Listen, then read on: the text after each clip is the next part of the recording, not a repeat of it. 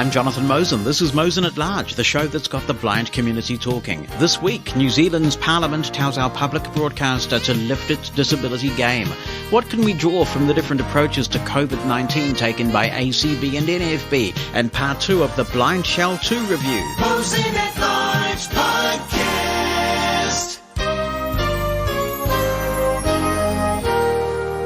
As always, it's a pleasure to have you listening to the podcast. There are so many out there, so thank you very much for listening to this one. Hope you're well. If you're in the Northern Hemisphere, you're probably basking in the summer weather. Meanwhile, it has been really cold with the wind chill factor and all those things going on. I have been doing quite a bit of travel in the last week or so, so boy, I have felt the very chilly weather. Anyway, I have something that makes me feel warm inside to tell you. We've talked on the show about ableist language and the harmful stereotypes that it perpetrates. People use phrases like being blind to what's going on when they mean ignorant, unaware, or uncaring. The term falling on deaf ears is used a lot to mean something is being ignored. And we can go on with ableist phrases. We know about these. We've talked about these. There are many other examples. As I covered on this show at the time, last year I complained to Radio New Zealand, which is our public broadcaster here, about one particular use of ableist language referring to blindness. I could have chosen any one of many of them. RNZ declined to uphold my complaint, and I described their response as dismissive and patronising. I then took the complaint to the Broadcasting Standards Authority. That's the body in New Zealand that has responsibility for enforcing regulated broadcasting standards. Their response represented progress because they didn't defend the use of ableist language. When I lodged a similar complaint in the past, the authority at the time were adamant that words like blind had two meanings, and everybody knows that the word blind has two meanings. But on this occasion, the authority acknowledged the ableist language and the offence that it caused, but felt that they weren't in a position to be a trend setter on the matter. It was a response that would have made RNZ sit up, take notice, and realise that they had better get their ableism under control. As I've mentioned on the show also, I've had some great dialogue with other media entities who are now actively clamping down on ableist language. Now, any party to a Broadcasting Standards Authority complaint can appeal the finding to the High Court of New Zealand. That's an expensive process, but I was prepared to do it. I was getting ready to do it. And then I learned that our Parliament was reviewing Radio New Zealand's charter. That's the governing document of RNZ that sets Parliament's expectations of the broadcaster. Submitting to a parliamentary process is free, so I decided to take advantage of the serendipitous timing and do that. I covered my submission to the committee at the time that I made it.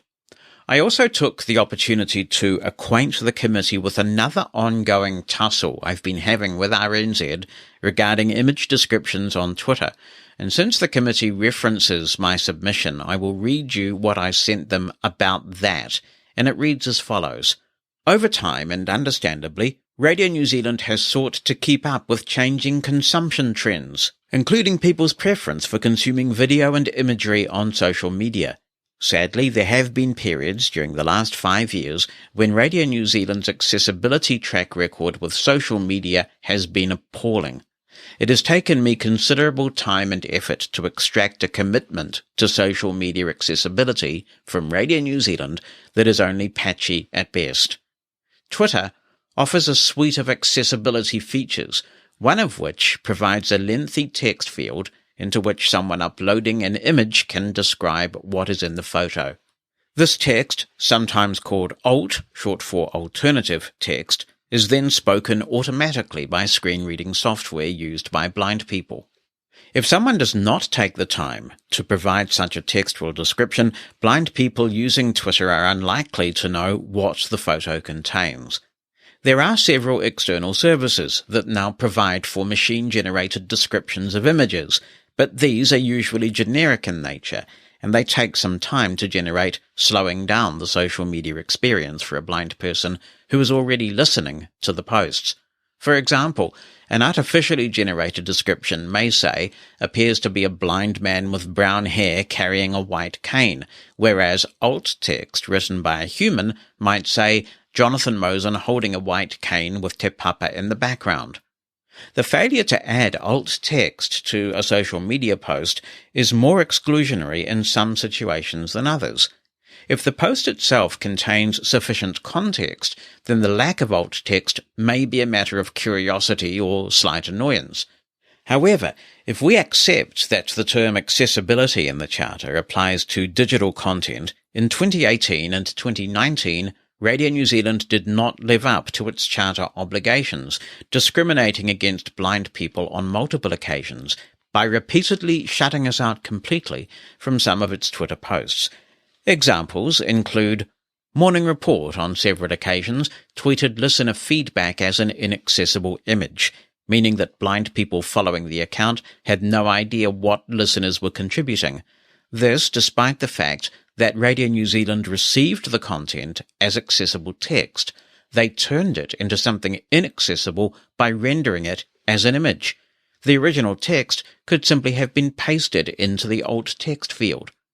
Morning Report also tweeted an image translating the Te Reo Māori spoken by Guy Espiner. It is deeply disappointing and profoundly ironic that by doing so, Radio New Zealand demonstrated inconsistency in its commitment to diversity. They educated people about te reo, which is commendable, but in an inaccessible way, which is anything but. Journalists would tweet photos associated with news stories without any description of the text, meaning that blind people often didn't understand the full context. There has been a little improvement since then, and I endeavour occasionally to tweet my thanks to Radio New Zealand when they do the right thing and make their content accessible. But what progress there is to report came after a personal advocacy effort on my part that I believe was far more frustrating and time-consuming than it needed to be. If disabled people were a part of Radio New Zealand, it would not have been necessary. I began by tweeting polite advice, such as the following tweet I sent to Morning Report. You may not realize, but when you attach images of content like this, it's inaccessible to blind people using screen reading software. Not at all a good practice for our public broadcaster, which should be inclusive. No one at Radio New Zealand even acknowledged my comment, and nothing changed. In fact, on that occasion, a kind member of the public who was concerned about the way Radio New Zealand was excluding me typed out a description of the inaccessible content for me. It also prompted a productive dialogue with someone from MediaWorks, a wee narrator's note for those who don't know that is a commercial competitor of RNZ, who wanted to learn more about accessibility, while Radio New Zealand remained silent. On the 9th of June 2018, I wrote to Radio New Zealand's Chief Executive, Paul Thompson. I was aware that there had been significant staff turnover in the organisation at that time, so appreciated that new staff may not be aware of Radio New Zealand's formerly proud track record of accessibility.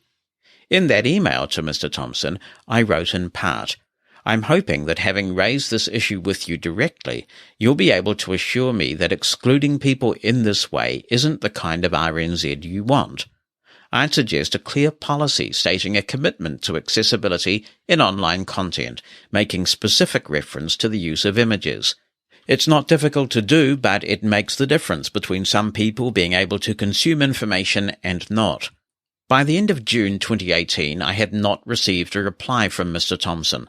However, after several attempts to contact Morning Report via Twitter, I finally received a reply from the Morning Report Twitter account, in which they encouraged me to email them. I also included the person who I read had recently been promoted to head of digital. The email exchange with the person managing the Morning Report Twitter account was troubling and reflected poor training and supervision. No one had told him that the Twitter accessibility feature for describing images even existed. He gave a commitment to use it as much as he could. This demonstrated to me that a commitment to accessibility is not in Radio New Zealand's DNA. Anyone producing any social media via a Crown entity should be trained that accessibility is essential and non-negotiable. The government has guidelines on digital accessibility. As our public broadcaster, merely endeavouring to make content accessible isn't sufficient. Not having trained someone working with social media about how to produce accessible content is unacceptable.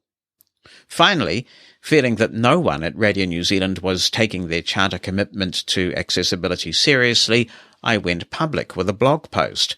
The public response to that blog post was unanimously positive. Only then, after the post was drawn to Mr. Thompson's attention, did I receive a reply from him to my email. I sent the original email regarding very serious accessibility failures on the 9th of June 2018, and Mr. Thompson's reply was written on the 13th of October 2018, over 4 months later. He apologised for the delay, said my email had been overlooked accidentally, and offered to call me to discuss the issue. I now regret not having accepted his offer. However, by that stage, Radio New Zealand staff were making good use of alt text, so I considered the matter resolved. My optimism was premature.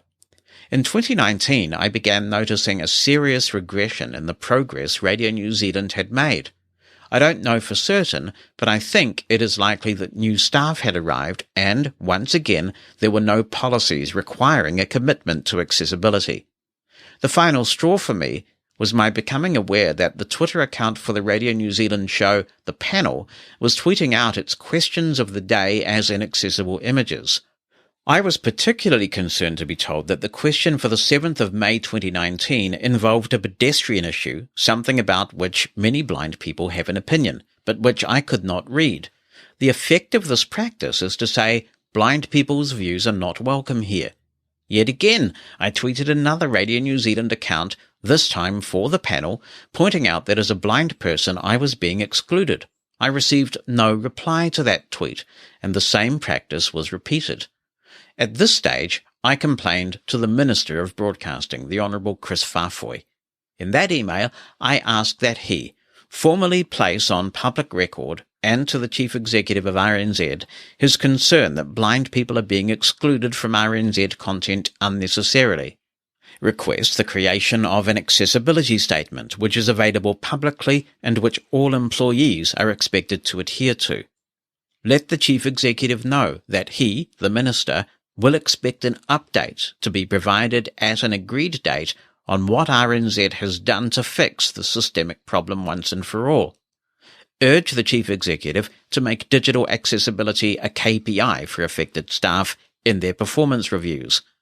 Unfortunately, I no longer have a copy of the Minister's reply, but my recollection is that it was broadly sympathetic while not making any specific commitment. I am also not aware of any public statement from him setting expectations around the accessibility of digital content from Crown-owned broadcasters, something which I think would have been valuable. I have noticed that there has been improvement, but not a complete resolution since 2019. However, I am unaware of any public accessibility policy from Radio New Zealand that pertains to social or digital media. The only publicly available accessibility policy is extremely old and refers to Internet Explorer, a browser that has not been in common usage for many years and which is in fact about to be deprecated by Microsoft. In considering accessibility issues, I draw the committee's attention to Article 9 of the United Nations Convention on the Rights of Persons with Disabilities.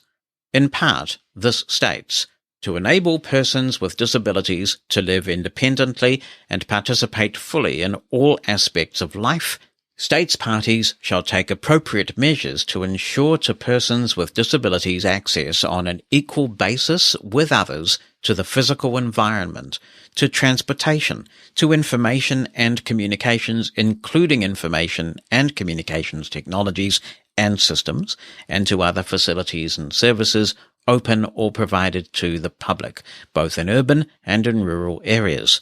The article goes on to make specific reference to the Internet. As our public broadcaster, I believe Radio New Zealand should be particularly mindful of this and be required, through its charter, to demonstrate best practice. That's the end of that part of my submission. Now, this past week, the committee has issued its findings after quite a long time, and it is a significant win. It shows that when you know something to be right, you've got to stay tenacious, you keep at it, and you will get attitudinal change over time. So let me read you the relevant extract from the committee's report just published. It reads, "We heard strong arguments from submitters that the Charter should expressly account for the needs of people with disabilities and disability issues. There are currently no provisions in the Charter about disability issues." Submitters' views. Advocates for the disability community told us about their challenges. These submitters stated that roughly 24% of Kiwis live with a disability, making it New Zealand's largest minority group. Despite this, people with disabilities are underrepresented in RNZ leadership and presenting roles. We also heard that RNZ content can have varying levels of accessibility. For example, many online services add captions to describe pictures on their website that can be read by a text-to-speech assist tool for people with vision impairments. Submitters told us that RNZ has started adding these to some of its web pages, but captions are applied inconsistently. In a broader sense, they suggested that RNZ content from one platform should be available in other formats to ensure that everyone can access the quality news RNZ produces. Radio news and podcasts should be transcribed, and written news be provided in a disability-friendly way. They also told us that RNZ should avoid ableist language, presenters using phrases such as falling on deaf ears and turning a blind eye can be stigmatizing and harmful to disabled people and encourage biases. When looking at other jurisdictions, neither the ABC nor BBC, Australian and United Kingdom public broadcasters, have specific reference to disability issues in their charters. However, both have ambitious diversity and inclusion plans, which include specific and measurable commitments to the disabled community. RNZ responds. RNZ acknowledged the points raised by the disability sector and told us that these submissions had, quote, resonated with it, unquote. RNZ agreed that it has work to do in this area and wants to ensure that its services are inclusive to all communities. It told us that it has style and language guides that deter ableist language. It has also diversified a lot of its content and offers podcasts and written text alongside its traditional radio offerings. This has gone some way to ensuring better accessibility. In RNZ's opinion, accessibility issues could be addressed as an operational matter, and explicit reference in the Charter may not be required. Our view. We think that the Charter should include an express reference to disability issues. We note RNZ's view that this can be addressed as an operational matter. We are encouraged by its undertaking to promote better outcomes and accessibility for the disability sector. However, we think that including disability issues in the Charter would provide greater visibility and accountability for this community and lead to more effective outcomes. Recommendation. We recommend that the government A. Introduce legislation to amend the RNZ Charter to require RNZ to consider the needs of disability issues. B. Seek advice from the Office for Disability Issues about how to best consult on the specific language used in this provision. So that is what the committee has said. Now, it is disappointing that the recommendation suggests consulting with the Office for Disability Issues, which is a government entity, rather than disabled people ourselves. But it is very significant welcome progress. I was intrigued by the comment that RNZ supposedly has a language and style guide, which discourages ableist language. If they have one, no one's reading it. That I can tell you. But I have written to the Chief Executive of RNZ yet again, asking for a copy. Now, while this does sound like wonderful progress, there is a bit of a fly in the ointment. In reality, we are almost certain not to see the passage of the legislation that the committee has recommended because work is now underway to merge RNZ with TVNZ to form a new public broadcasting entity. It'll be important that any charter written for this new entity contain the disability provisions that they have recommended, and I will be engaging with the process to try and get that outcome. Meanwhile, I have told RNZ's chief executive that there is no need to wait for legislation. If the submission really has resonated with RNZ, as they claim, they can start today, ensuring everyone involved in on-air content, be it presenting or production, have training on ableist language and the harm that it causes, and having conducted that training, make egregious use of ableist language a disciplinary matter. They could also start today to put a team together led by a disabled person to produce a program on disability issues for RNZ. They should also increase, starting today, the number of disabled people featuring on political panels and other general panel discussions, reflecting the fact that disabled people are a part of the community too. But it is good news, it's progress, it's nice to savour the victories. Mosen At Largers podcast. Kelly Pierce writes, Jonathan, recent commenters on your program have pointed out the similarities between the National Federation of the Blind and the American Council of the Blind. Yes, significant philosophical differences exist. This is why people cannot be an NFB voting member if they are a member of the ACB. The organisational differences are evident in the two groups' approaches to COVID at their summer conventions this year. ACB mandates everyone receive a COVID vaccination to attend, unless they receive a medical or religious exemption as required by the Constitution of the United States. When granted a religious exemption, attendees must submit a PCR test taken 72 hours before arrival at the convention. Rapid antigen tests are unacceptable, and laboratories processing PCR test results can take 5 or 6 days to deliver them. Tests cannot be taken at the convention hotel. By contrast, the NFB strongly promotes the freedom of blind people, including their health freedom. No one is required to undergo unwanted medical procedures or treatments such as vaccinations that conflict with their religious beliefs. Everyone is tested, and the NFB administers tests at the convention site if folks have not taken one. Rapid antigen tests are accepted as well. The NFB welcomes everyone, regardless of their COVID vaccination status. The group has chosen the path of inclusion, freedom, and personal liberty. Oh, brother. Right, well, thank you for that, Kelly, and where do I begin with this? I guess by saying that I am speaking to you from a country which, at the time of recording, has 83% of the population having received all available doses of the COVID vaccine. 96.3% at time of recording have received at least one dose of the COVID vaccine. So I suspect that in part my feelings on this reflect the culture of the country I'm coming from, and that in some respects there are some similarities with the gun argument, where most of us here just can't understand Americans' obsession with guns. So the first thing I would say is that proponents of freedom would presumably agree that an organization has the right to determine its own policies.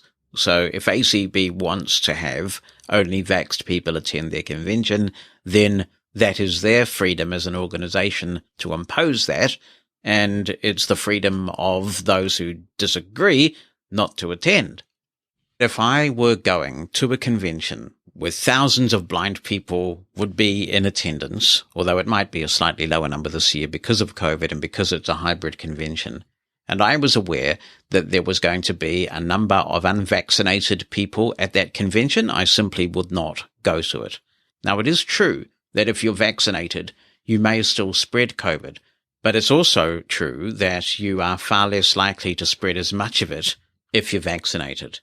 Let's not forget that you're going to have a lot of blind people in close proximity. Sometimes it's hard for people to avoid bumping into one another. They'll also be touching a lot of surfaces to help them identify landmarks. So it's a potential super spreader event. And so the vaccination thing to me is a no-brainer. The freedom reference reminds me of the discussions that I used to have in the early 1990s in New Zealand when I was working full-time in commercial radio as a non-smoker. And there was a lot of smoke in radio back then, particularly, I have to say, in the newsroom. and smoke-free legislation was being debated, and the zealot smokers were just incredible. And they were saying, I'm having my personal liberties infringed, I'm having my freedom impeded, I should be able to smoke if I want to. And I and a number of other people said, yeah, but what about those of us who have to breathe in the second-hand smoke and increase our likelihood of getting cancer because of your filthy habit? Go and smoke outside if you have to. But what about the freedom for the rest of us to breathe safe air? So freedom is a complex business. And to me, the paramount freedom is for people to be in as safe an environment in a public space as possible.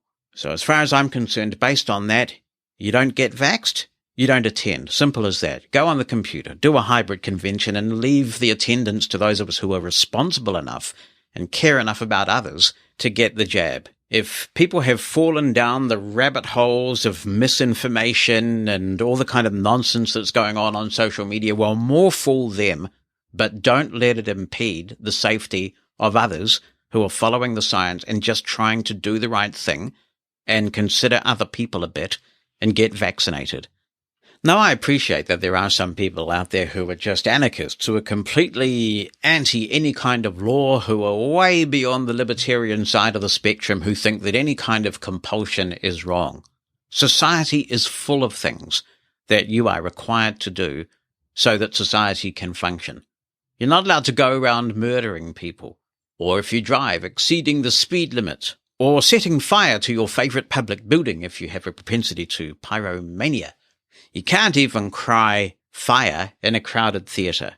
There are a lot of things that you can't do so that society can function effectively. Now, clearly, forcing vaccinations into people's arms, well, that's a bit of a stretch, right? That's not going to happen. You're going to forcibly hold somebody and jab them with a needle. But there should be consequences for not having the vaccine. You should be able to access essential services like supermarkets and things of that nature. But if you choose not to have the vaccine, one of those consequences should be significantly reduced access to public places while the pandemic is on. And I know people are fed up with it and they want to wish it away, but you look at the number of cases that continue and the pandemic is still on. Religious exemptions, well, they are dangerous. We've seen this with people who think it's okay not to bake wedding cakes for a gay couple. Boy, are there so many slippery slope arguments with this one. Do we say that if somebody believes that somebody is blind because of karma, because of something that previous generations in their family did, even though it is clearly a genetic condition or something like that, but their religion says that this is why some people are disabled, therefore they're cursed, therefore we won't serve disabled people? Is it okay if I firmly believe this as part of my religion to go ahead and not provide services to disabled people? Over the years, I have heard numerous examples of parents who have declined to authorize medical treatment for their children because they believe God will take care of it, or in the case of, say, Jehovah's Witnesses, because they don't believe in blood transfusion. That is being an accessory to murder. If a medical intervention would save someone's life and you claim that, oh, my religion can't possibly allow this, surely the child's right to life, which is actually, interestingly enough, something that religion is pretty big on, the right to life, supersedes everything else. Again, for a society to function properly, there have to be laws that apply to everybody equally. The moment people think that there's a strata, that some people have to obey the law, but other people don't, that's where society starts to break down. And of course, you see this with people who evade taxes, let alone much more serious existential questions. Where do you stop? Religious exemptions are outrageous. It is social disharmony, it is tyranny masquerading as freedom. If you have got evidence that taking the vaccine will cause you harm medically, then obviously that's a completely different matter. If you can demonstrate that, if a qualified medical professional can provide evidence, then obviously there's got to be a way around that. That's the only exemption that, in my view, is valid. It is a real shame when people's dogged political beliefs or hysteria or misinformation or religion are being used as excuses to compromise other people's health. That is fundamentally selfish. The one thing I would say, though, is that I agree with you about the PCR tests. Rapid antigen tests are well accepted in most places. PCR tests can take a while, as you say. They are quite invasive too. And rapid antigen tests are easily conducted. I'm not really sure why that wouldn't be sufficient. What's on your mind? Send an email with a recording of your voice or just write it down. Jonathan at mushroomfm.com. That's JONATHAN at mushroomfm.com. Or phone our listener line. The number in the United States is 864-60-MOSEN.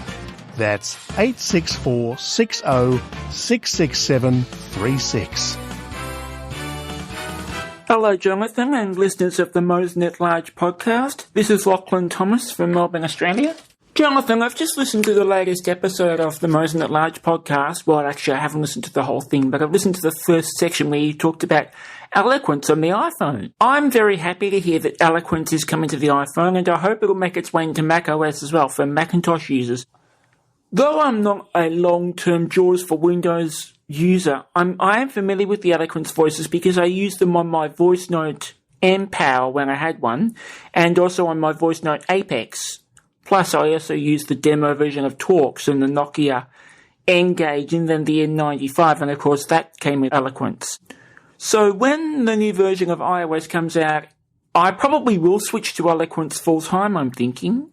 I currently use the Karen Vocalizer Australian voice, which I do like, but I think it would be great to have Eloquence. You said in your podcast that Eloquence is generally very accurate, and if it generally, most of the time when it mispronounces something, it's because of a typo.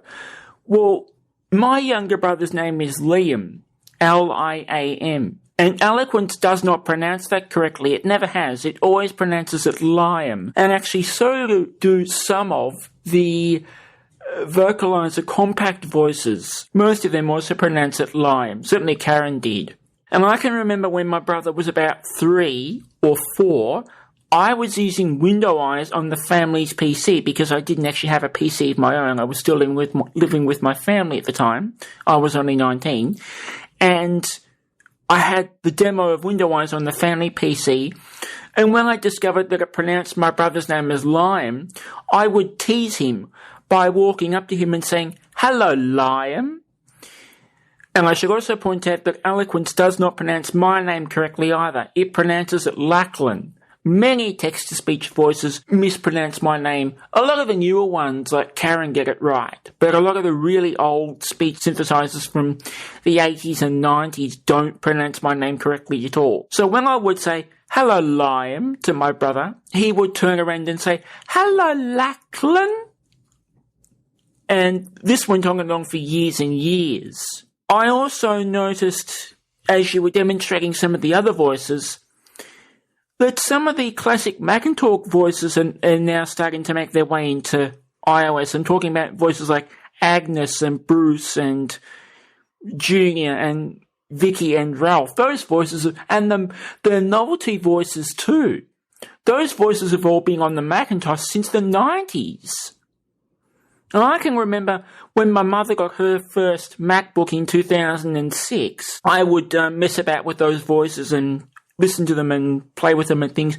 And as a former Mac user, I did use those voices sometimes because I've owned a few Macs of my own. I'm now a Windows user, but that's neither here nor there. So I'm very familiar with those voices. It does seem that Apple have changed the names of some of those voices. I heard you demonstrate a voice called Jester. I believe it said something like, "Please stop tickling me." That voice on the Mac is actually called Hysterical. There was also a voice you demonstrated called Superstar. On the Mac, that's in the US female section of voices, and it's called Princess. And you demonstrated one called Wobble, I think. That used to be called Deranged, which makes me wonder if Apple are going to change the names of those voices on the Macintosh as well. The other thing I should point out is that the demonstration phrases those voices read out, and also some of the other voices like Agnes and Bruce, etc., those little demonstration phrases they speak are from the Mac. You know, when Agnes says things like, I sure like being inside this fancy computer or whatever it was, that's from the Mac. It would be nice to think that one day, potentially even something like the Keynote Gold voice will be on the iPhone, although I highly doubt that's going to happen because I don't even know who owns the rights to that voice anymore, assuming anyone even does, because of course that voice was most well known on the products like the Braille Note and Voice Note. And Keynote Gold was always very accurate. I always liked that voice. Good to hear from you, Lachlan. I can tell you that when I type the name Liam into my notepad with JAWS, it does say Liam correctly. Inspired by this outcome, I was encouraged to grab my handy-dandy iPhone running iOS 16 Developer Beta number 2, and I opened an app and I typed Liam into that with Eloquence running, and it spoke it there correctly as well. So, it sounds like newer versions of Eloquence are over their Liam problem. Lachlan? Not so much. It still mispronounces Lachlan. Sorry about that, Lachlan. While I am talking about my handy-dandy iPhone running iOS 16 Developer Beta 2, I'm very pleased to be able to tell people that Eloquence is sped way up. When you go to 100% now, it is way fast. And in fact, when you install the new beta, you notice that your Eloquence is immediately sped way up. So if, for example, a demonstration speed where I was using Eloquence last time was about 60 or 65%, you'd have to go way slower now. So I think it is roughly comparable to the speed range you get with JAWS now in iOS Developer Beta 2. Now, we do expect that Developer Beta 3 will be the magic public Beta 1, and that we should get that in a couple of weeks from now in early July for those brave enough to try the public beta. I agree with you. I loved the Keynote Gold speech when I was product manager and developing the Braille Note Empower. A lot of users said, we want Eloquence, we really want Eloquence. And so I organized for Humanware to license Eloquence and get that done. And people were pretty excited to see Eloquence in the Braille Note Empower. But I think that the Keynote Gold speech was really snappy, really responsive, and as you say, accurate. But I think it is fair to say that it was more of an acquired taste than Eloquence. And yes, Eloquence is in macOS as well as iOS in the forthcoming release in macOS 13 Ventura. We haven't talked much about macOS 13 Ventura since it was announced, and we're going to rectify that now. As we go to South Africa and hear from Brandt, he says, Hi, Jonathan. I know everyone is making a lot of excited noises about the nice things happening to iOS 16, including Eloquence. Yes! But don't forget macOS Ventura. I am currently writing this from my little MacBook Air, running macOS Ventura Developer Beta 1, listening to the dulcet tones of Eloquence as I'm typing this. As someone functioning with hearing loss, you know that most of us have a synthesizer that works best. Mine happens to be Eloquence. You know what, Brandt? I think that is actually the case for a lot of hearing-impaired people, at least those that I encounter. He says, I used to use Deck Talk way back when, but you know where I'm going with this. Anyway, thanks for the podcast and all the rather interesting things you cover. Well, it's my pleasure, Blunt, and thank you very much for writing in. Jonathan Cohn is talking about a very interesting subject, which I'd like to learn more about, actually, and that is expanded support for speech pronunciation in Apple's new operating systems. And he says, the support for SSML in speech attributes in macOS 13 sounds very interesting. This should mean more control of VoiceOver when the phone default dictionaries not setting things appropriately.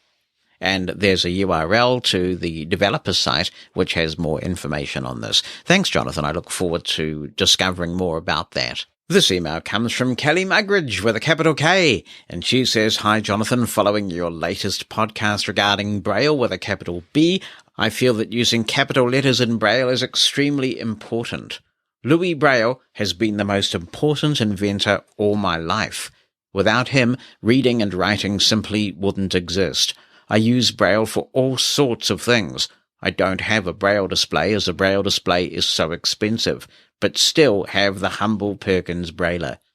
I know the Perkins Brailler is old-fashioned, but it is what I can afford. Braille puts us at an advantage. For instance, a fully sighted person can't read without a light and also in a power cut, but with Braille, we don't need that. Before I go, can I suggest we have a podcast dedicated to Louis Braille, as I feel that all of us in the blind community have a lot to share. If Louis Braille was alive today, I wonder what he would think, knowing there is Braille technology. I think he would be extremely chuffed. Well, keep up the podcast, and thank you for bringing us together. We are one big, happy family. Well, thank you, Kelly. I mean, I suppose that even the best of families have arguments from time to time, or hopefully respectful disagreements where we can explore our differences in a spirit of curiosity and mutual respect. And very true words about Louis Braille. Keep rocking that Perkins Brailler. It is still a great piece of technology, even though when I was at a school for the blind and in a class full of 7 or 8 or 9 students and we're all thundering away on them, it could get pretty noisy. Here's Richard Turner, who says, "Hi, Jonathan. I wanted to make sure the history of Braille with an uppercase B is given accurately. While Louis Braille was a genius, he did not exactly invent the Braille code. He modified another code. Here is a snippet from A Good History of Braille with a lowercase b." I'm not going to read that snippet because it's outdated information as we now understand it. So let me deal with that bit first. The page that Richard cites contains the classic but now discredited narrative that a man named Charles Barbier invented a system called night writing so soldiers could communicate safely during the night. This is something that we've all grown up with. We've just considered that it must be true because we've read it so many times. In fact, new research shows that that is not what happened at all. This research was conducted by a woman named Philippa Campsey, and she is an independent scholar and adjunct professor in the Department of Geography and Planning at the University of Toronto in Canada. And actually, it'd be fun to reach out to her and see if she would come on the podcast to talk about her research. She published it in an article called Charles Barbier, A Hidden Story, and Judy Dixon, I think, has written a couple of articles on this.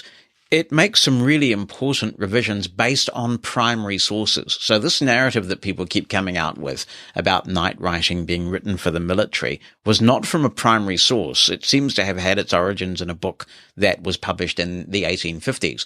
But Philippa Campsey went back to primary sources, and what she found was that this night writing system, or the tactile system, was designed originally for people who were illiterate for reasons such as blindness and other print impairments.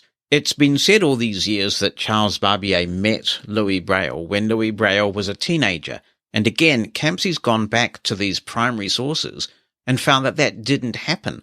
What did happen, though, was that Barbier contacted the School for the Blind's director and said he'd invented the system which he thought would be useful for blind people, and they tested it out. They introduced it, and it actually was moderately successful. This is a 12-dot cell.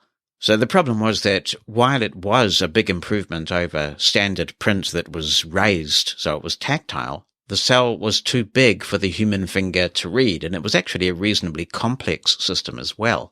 Louis Braille was at school when they tried Charles Barbier's system, but there is no evidence that Charles Barbier ever visited the school at that time, nor is there any evidence that Charles Barbier and Louis Braille met at that time.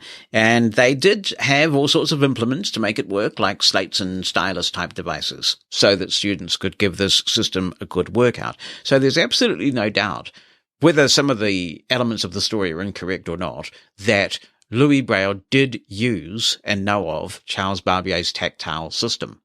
Philippa Campsey has discovered letters, so these are letters that Charles Barbier wrote himself, where he says he didn't know who Louis Braille was in 1833. That was a full 4 years after Louis Braille published his tactile writing system. Nonetheless, the question remains, does that mean then that Louis Braille didn't exactly invent anything, he just modified someone else's work? I don't subscribe to that characterization. Blind people have been reading with their fingers for some time through raised print, and obviously Charles Barbier deserves some credit for an idea that what you could do is create a completely alternative tactile system. So the system did not have to be based on raised print. It could be something that was finger optimal. And in that sense, he has a very important place in the history of the literacy of blind people. But it was still Louis Braille who came up with a system that was truly viable.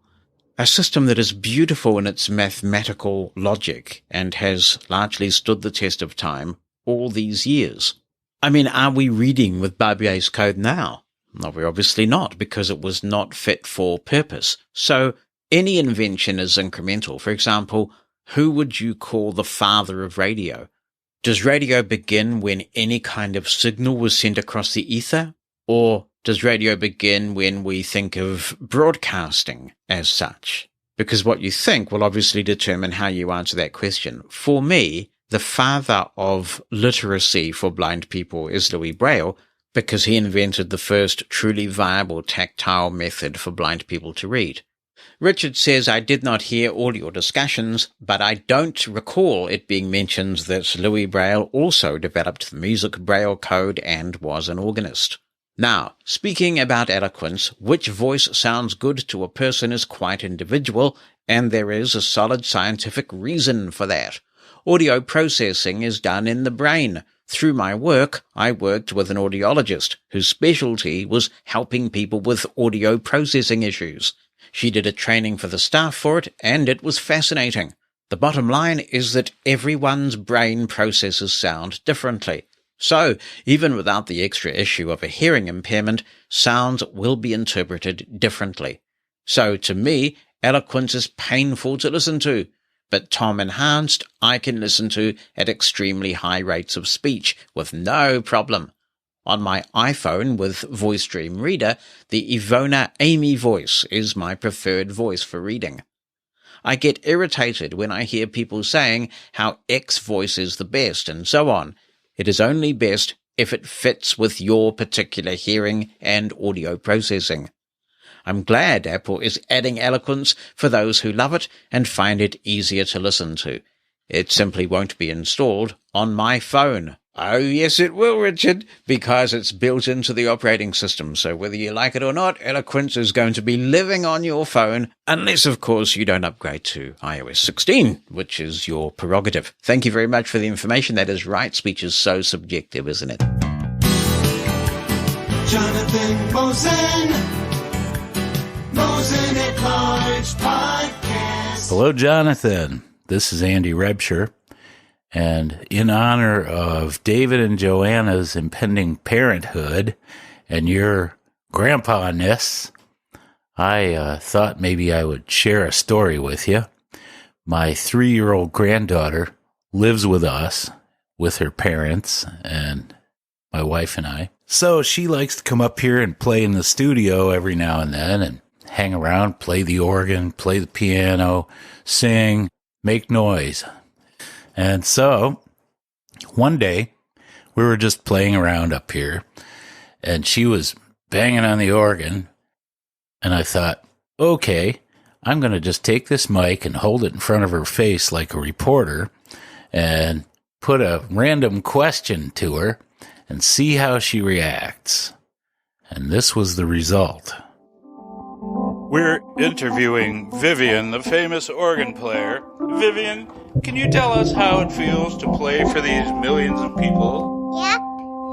How does it feel? It feels good. Well, there you go. It's kind of like the blind man's equivalent of standing there in the supermarket and pulling out your wallet or your phone and saying, "Look at my granddaughter, isn't she cute?" And I just thought I'd share that with you. Hope you have many great experiences of your own. Thank you, Andy. Recording your kids and playing it all back when they're much older is so much fun. As the kids' 21st have come and gone, I've got one more 21st to go through. I have had so much fun putting together these audio montages with excerpts of recordings that I've made with them over the years, and I put them together in chronological order so we hear them evolving. It's absolutely amazing, and they're significant others of the moment. They love it too. And thanks to Andy, who also says that Mushroom FM, in his opinion, is one of the best sounding streams he's ever heard. Well, I like to play with it, Andy, and I've had lots of experience playing with the stream and trying to get the quality right. And yeah, I really think it is sounding absolutely golden right now. Oh, and your granddaughter sounds absolutely adorable. It's great. This message is from Carolyn Pete and says, "Hi, Jonathan. Not sure if you heard that we lost a very talented member of the blind community with regard to technology. Neil Rush, who was 26 years of age, sadly took his life on the 18th of May of this year. He was vision impaired and the only son of Maggie and Trevor Rush. He worked for Paul Spain at Guerrilla Technologies, and when he was at high school, he was a major contributor to the ATIG email list. You could count on the fact that in reading his messages, he would give clear instructions and advice on how to solve any computer problems.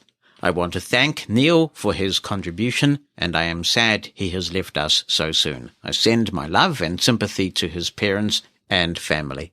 Thanks, Carolyn. I didn't know Neil, but obviously I know Maggie and Trevor and wish them all the very best at such a very difficult time. Let's get back to the question that Christopher Wright asked about getting the URLs of radio station streams so that you could put them into players like VLC and, of course, Winamp, which is still my favorite after all these years. Floor Lynch is writing in. He says, "Hi, Jonathan. There is a site for streaming radio stations in the UK and in Ireland, radiofeeds.co.uk. It contains the streams with their available formats for PC, various smartphones, tablets, etc., as well as their streams' various bit rates. Radio Feeds UK also allows you to record the output of the streams from their website with the Radio Feeds recorder. I have found it to be a very good resource. It is updated constantly, and listeners can submit their own bug reports for dead or non-working links. Thank you, Floor. That sounds like a really cool resource, and the URL, if you want to go and check it out, is radiofeeds.co.uk. That's radiofeeds.co.uk. John McLaughlin has sent me an email, and he says, "Hello, Jonathan. I was thinking about the password problem with Braille with an uppercase B on iOS. I just typed my password for 1Password using a Focus 40 and got it to unlock. What I did was type the password and then press spacebar with dots 4 and 5, which is the Translate Braille Immediately command in the Braille Commands section. Then I pressed enter and was logged in. So give that a try and see if it works for other password prompts. I know it is not a great solution since it is an extra step, but also it works. So, ... baby steps, says John. Have a good week." Thank you, John. That's a very good point. I should have thunk of that. I hope that clears up the password issue for Alco, who is reporting the issue. Let's talk more about the much lamented and missed, apparently, iPod Touch. And Sabahatton's writing in and says, "Hello, Jonathan and listeners. First-time contributor to the podcast here from a leafy district in London, England, where the weather is always agreeably inclement." Yeah, well, I hope it holds out for us when we visit in September for Aber Voyage and all the touristy things we're going to be doing. He says, "It was really great to hear all the real and potential love for the iPod Touch last week on the podcast. In my opinion, iPod Touch was a tragically underappreciated product. I must have the powers of Cassandra because I bought a new iPhone SE 3rd generation as a replacement for the current generation iPod Touch just as the latter was sadly discontinued. It was a struggle to keep going with the older device, which is less powerful than the iPhone 7, but I was ultimately torn between a life-improving new purchase and continuing with the iPod in the hopes of a new upgrade to that product family. I do feel guilty for buying a new iPhone just for use as a secondary device. I'm really lucky to have been able to afford something many of us would die for, but sadly, I was also right about the death of iPod, and I could not be more happy with my new iPhone. It's more than adequate to the task of replacing the iPod and gives me all the nice new conveniences of the latest chippery, like screen recognition and voice recognition. Give me back online Siri any day, though. The new offline Siri is just not as good in my experience. The 256 gigabytes of storage now equals that of the previous iPod. It used to top out at 128 gigabytes. I do use an AirTag, however, and sadly there's no U1 in here, so no using this phone to track down my wonderful feline companion, Tab. It's a shame Apple could not see a future for iPod. In my opinion, a phone without a phone is just what's needed for doing all the important stuff you need to do on iOS around the house on Wi-Fi, while the real phone is on charge. And it was fabulously light and included a headphone jack to boot. Guess the demand just wasn't working. Apple couldn't see any future for it, and ultimately you can now set up any iPhone to be an iPod out of the box with no SIM card required. If you're thinking of going down the same path I have, just be aware that the continuity feature that lets you place a phone call via your iPhone does not work as it did on iPod. You can take phone calls ringing on another iPhone via FaceTime audio, but you can't place them through the other iPhone, and you must have a SIM card inserted to use the phone app to place calls on that phone without provoking an instant call failed error. This is a shame, but it's not a deal breaker for me. I've reported it to Apple in the hope it gets fixed eventually. Fortunately, iMessage is not similarly afflicted. You can choose to send text messages from your other iPhone's number, and it works just fine. Love the podcast, especially now I've stopped trying to listen to it in Lear and conceded the necessity of actually subscribing to it in Apple Podcasts in order to enjoy it. Thank you, and keep it up. Well, thank you for your message. Gosh, I never thought of trying Lear to listen to a podcast. But if you're really into podcasts, do check out something better. Castro is such a better podcast app than the native Apple Podcasts app. But at least you're in a podcast app now, so you'll be able to take advantage of features like chapters and all those good things. So good to have you contributing. Be the first to know what's coming in the next episode of Mosen at Large. Opt into the Mosen media list and receive a brief email on what's coming, so you can get your contribution in ahead of the show. You can stop receiving emails anytime. To join, send a blank email to media-subscribe@mosen.org. That's media-subscribe@mosen.org. Stay in the know with Mosen at Large. Here's an email from Jean Warner, and it says, "Hi, Jonathan. I used to listen to you all the time when you were doing the Freedom Scientific FS cast. Well, I'm glad you found me again. That's nice. I just recently discovered your Mosen at Large podcast, and I'm currently working my way through the episodes. I'm not listening to all of them. Well, I'm glad to hear it, because that would take an awful long time, now that we're up to 180-odd episodes. But I am picking and choosing the ones I want to hear based on the titles. Well, if you can go a little bit deeper, it's sometimes worth checking the show notes, because we can't put all the things we cover in each episode in the title, but the show notes are very deep and full of info.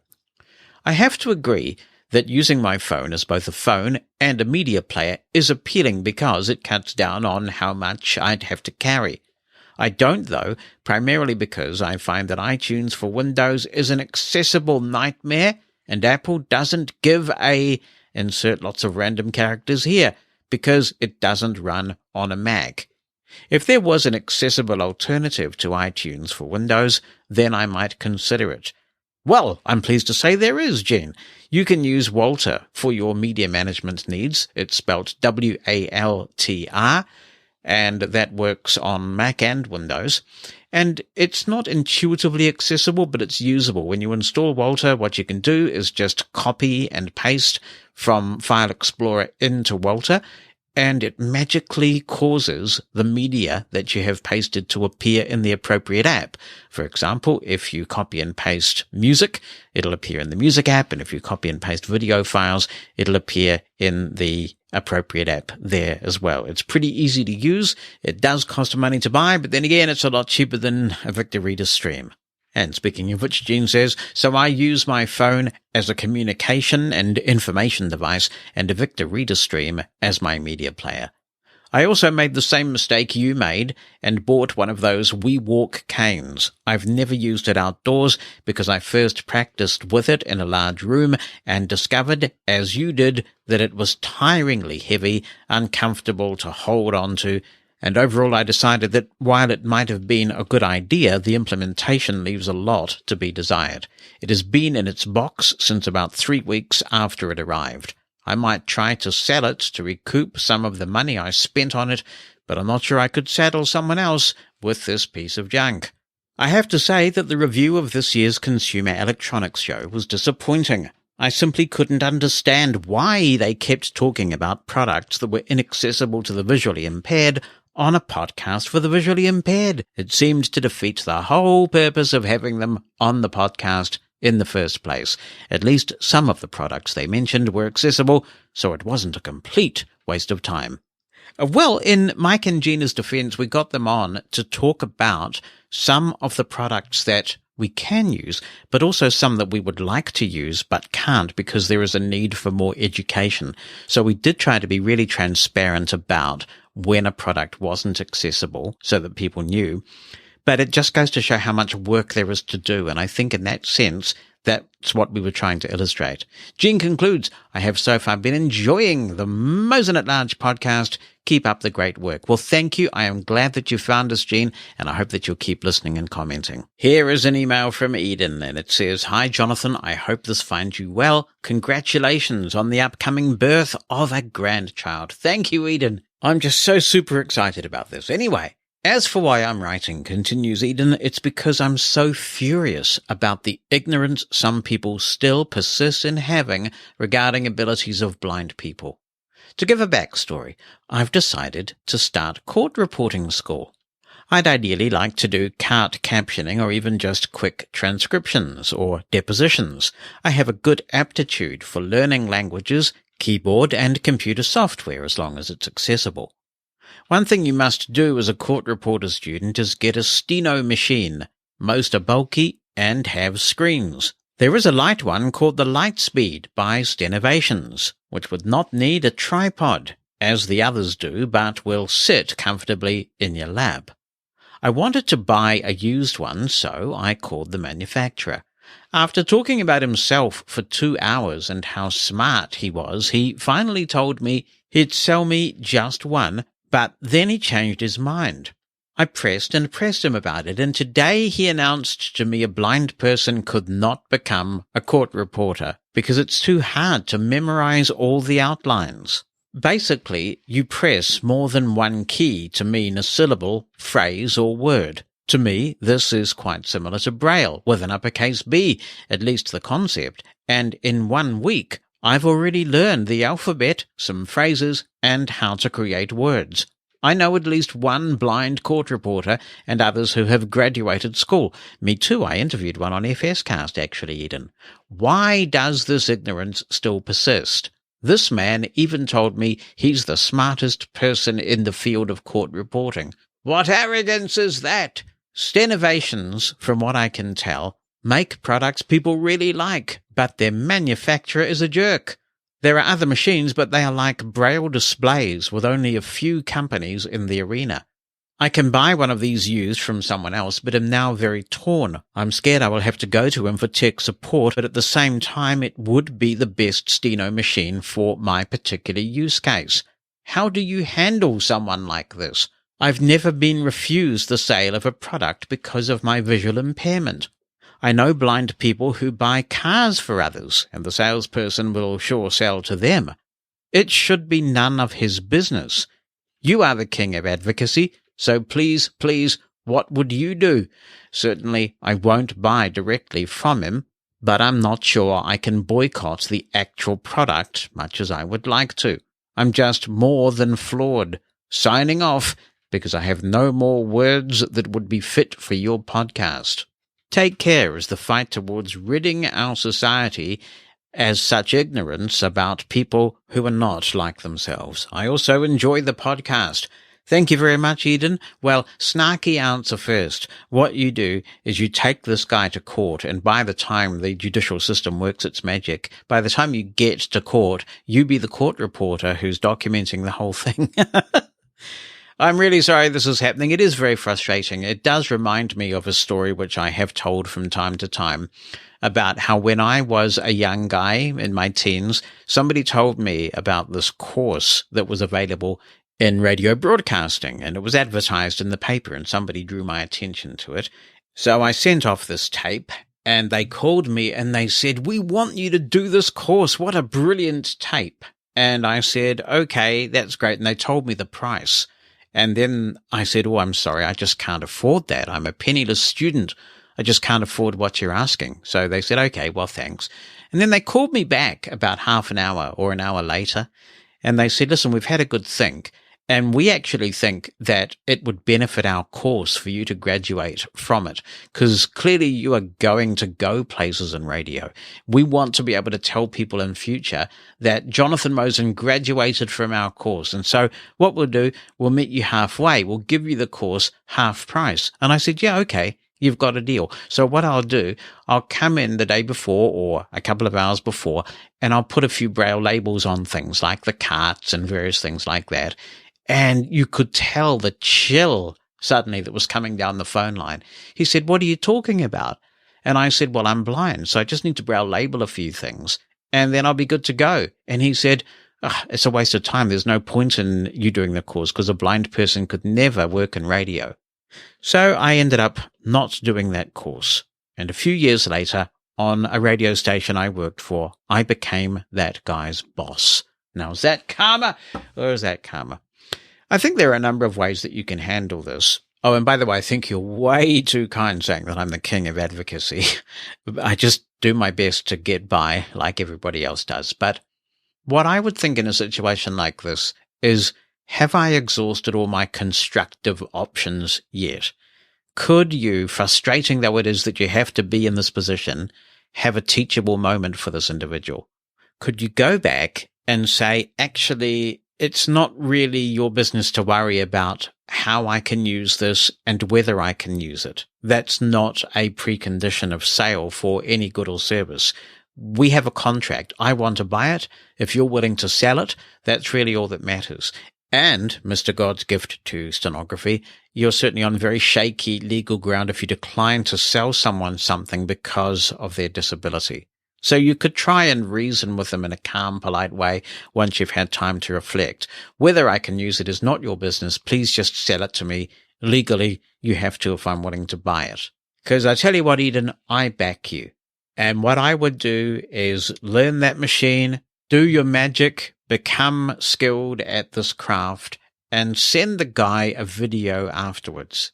You said that a blind person couldn't do this. Here's the proof that a blind person can. I want to show you this video of me rocking your machine.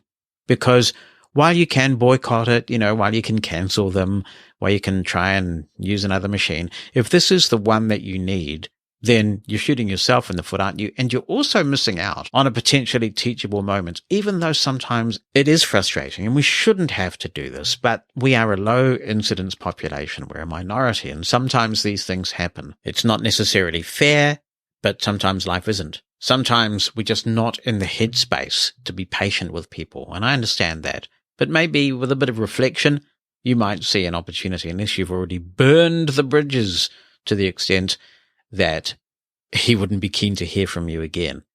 What you might also want to do is see if you can contact other blind people who are successfully using these machines. As you say, other blind people are doing this work, so if you can already give this guy incontrovertible proof that it's being done, he really is on very shaky ground if he tries to hold you up any further. So there are a couple of things to think about, and I look forward to others' comments on this. Mosen at Large Podcast. Hi there, Jonathan and listeners of Mosen at Large. Chris Gray back with you again today to give you part 2 of the tour of the BlindShel Classic 2. Before I continue talking about the software and features of the phone, though, I forgot to mention one thing about the physical hardware on the phone. On the back, of course, is the camera, but below the camera is a concave, round button. This is an emergency button. You can set it to call 911 or call a friend, whatever you want to do as an emergency measure if something is happening when you're on the phone. So I did want to mention that. It's an important feature, and now we'll move ahead. You'll remember that in part 1 we reviewed basic functionality of the phone. Making calls, sending text messages, working with your contact list, and we went through a fairly abbreviated version of the settings, showed them all, but didn't go into a lot of detail on many of them.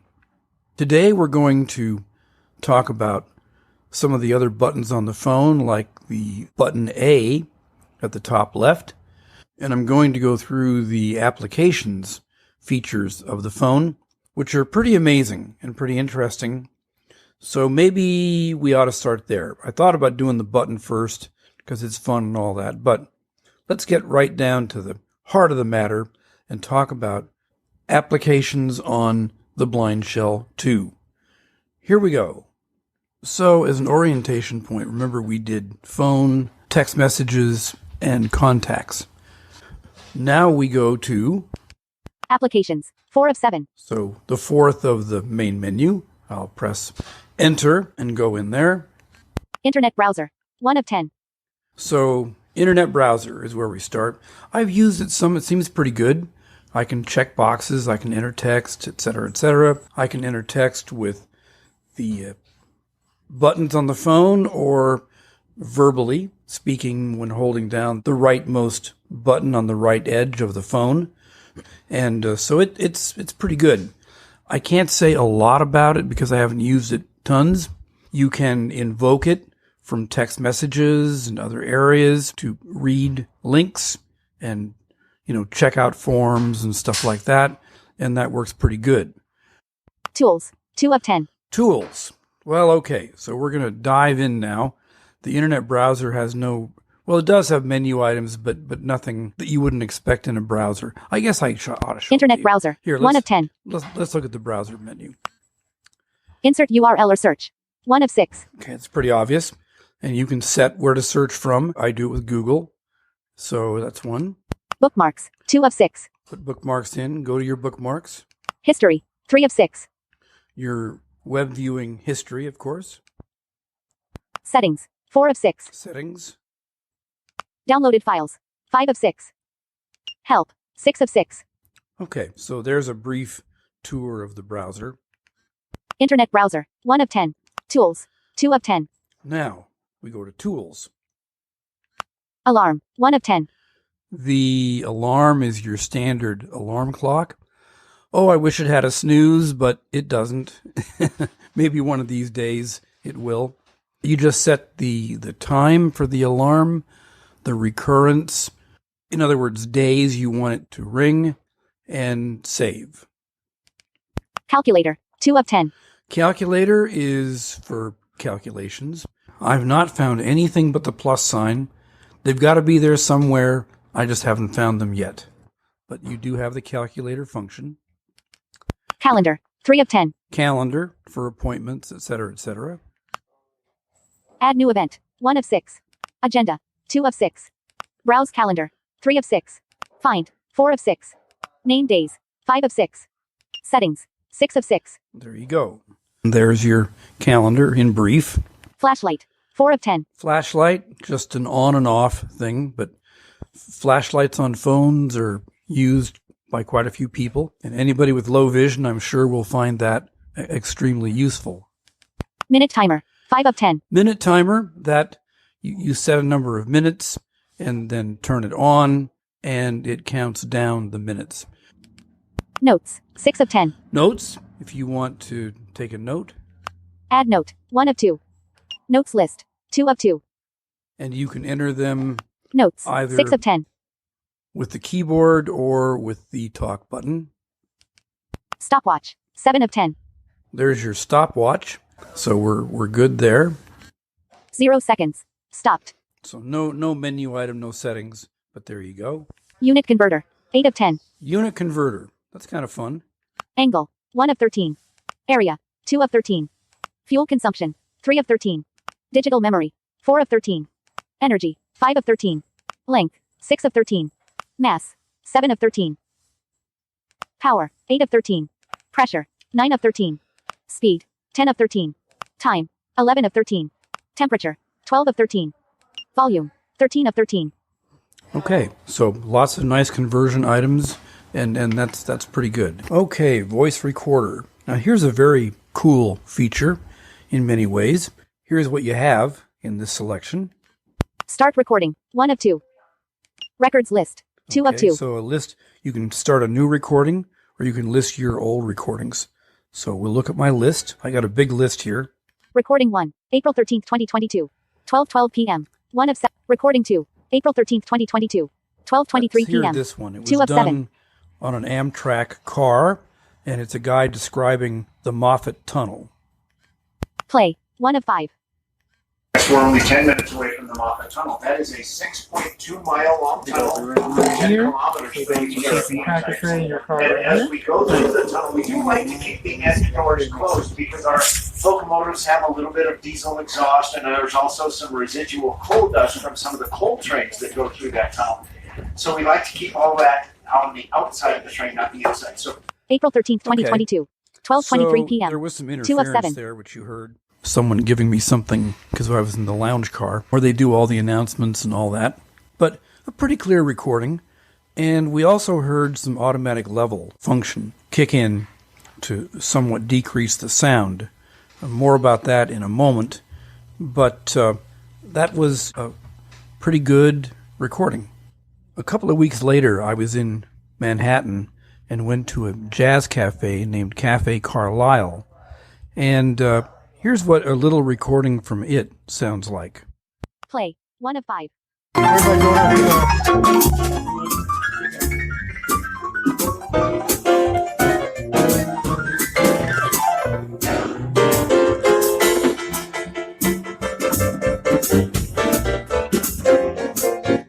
Playback paused.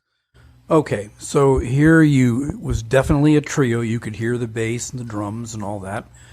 You could also hear the automatic level kicking in a little bit as we went through because it just did that because of the sound that was going on. Compare that to a visit I made to a cafe here in San Francisco several days later with a fairly loud rock band. And here we don't have any automatic level kicking in or anything, but check this out. Playback finished. So a lot of distortion, a lot of things that just weren't that great. Now there is a feature I showed you last time about recording when you're on a phone call. And so I made a phone call. I was booking a trip. Here's what a recorded call sounds like. Play. 1 of 5. Just asking one more thing if you want. And you said the booking number is what again? 7547-1895. Is that right? 7547-1895. Very good. Very good. Okay. This is your booking number. Now I'm sending you the second booking number for ma'am. Okay, just 2 minutes.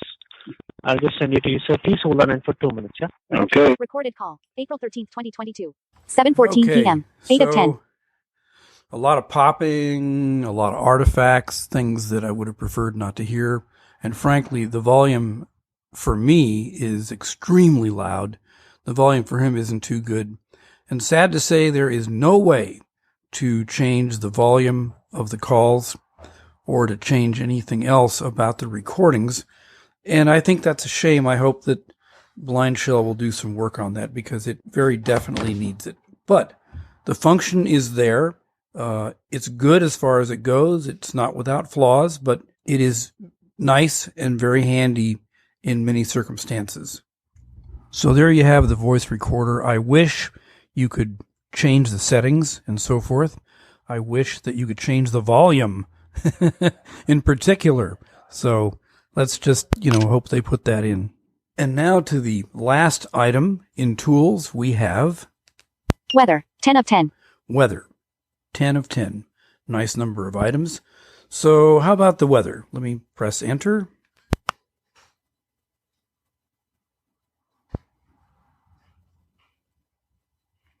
Current weather in San Francisco. Temperature, 68 degrees Fahrenheit. Few clouds. 1 of 6. So if I go down, here's tomorrow's weather. Tomorrow. Temperature, 50 degrees Fahrenheit. Scattered clouds. 2 of 6. It's going to get cooler. Anyway, there's also a search function where you can put in other cities and states and countries, which is nice. I won't go into that now because it's just going to take long, and we've got an awful lot of ground to cover here, even so. So there you are. There is the Tools menu. Now we go to a new menu under the Applications menu. Communication, 3 of 10. 3 items here. Email, 1 of 3. Email's great. It's easy to set up. It actually works, unlike a lot of phone emails I've had to deal with when you set them up that take forever. I get very good and reliable email from here, and you don't need even to be on Wi-Fi to get your email. So that's very nice. The one thing is, though, when I try and forward an email, the forwarding does not work. In fact, I also cannot forward text messages to other people. So something's going on there. I'm not sure what, but it is very unfortunate, and I wish it weren't the case. Facebook Messenger, 2 of 3. Facebook Messenger. I have logged on. It does seem to work. It seems like more of a Facebook Lite than a real Facebook, but Facebook is here. So here and in many other cases, it is true that you're limited by the phone not having applications like an Android phone or an iPhone, but it has a lot of applications of its own, one of which is Facebook. And WhatsApp, 3 of 3. It also has WhatsApp. I have to admit, I barely understand WhatsApp. I have a login. I have set it up here. It seems to work well.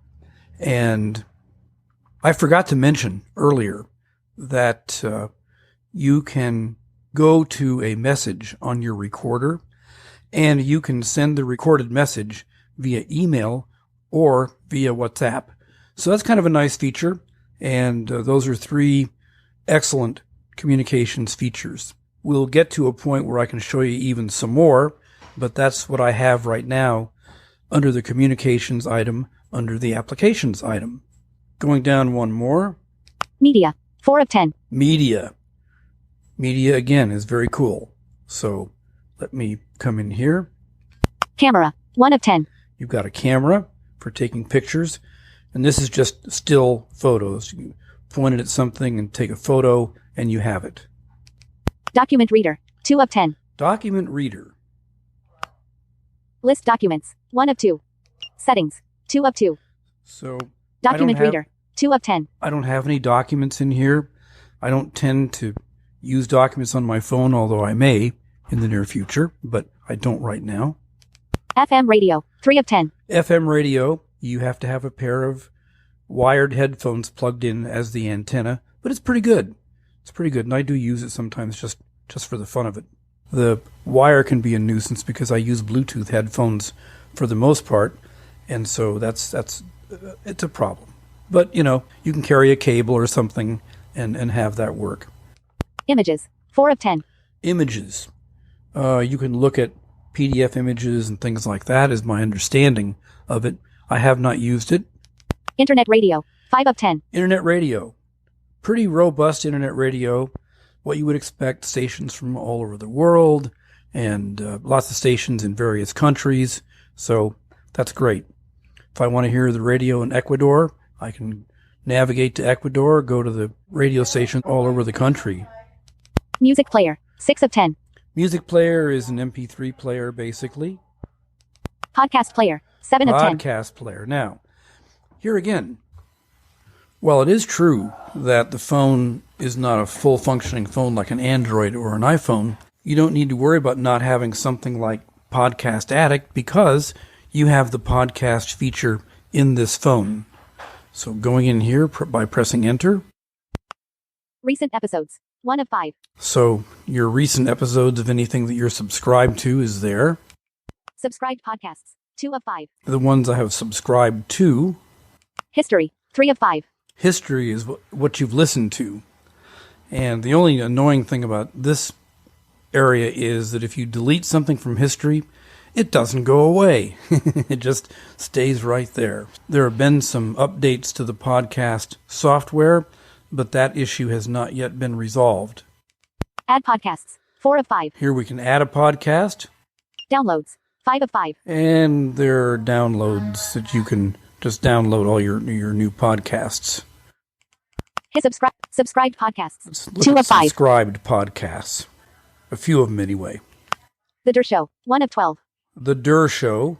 That's a lawyer, a very old but very famous constitutional lawyer who does a show 3 times a week that I love to listen to. In the Arena. The Jonathan Mosen Story. 2 of 12. What do you know?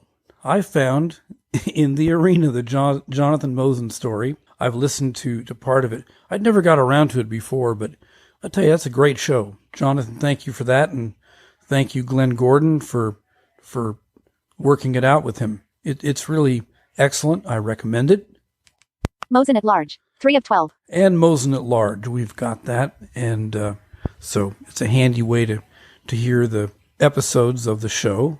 And we could go along to all the things on my list, which I won't do, but you do have that ability. Despite its minor flaws, I love the podcast player. I'm a real podcast person, so it's good to have that here, and I can update it whenever I want to, and hear the most recent podcasts. So NPR, BBC, New York Times, stuff like that. Video camera. 8 of 10.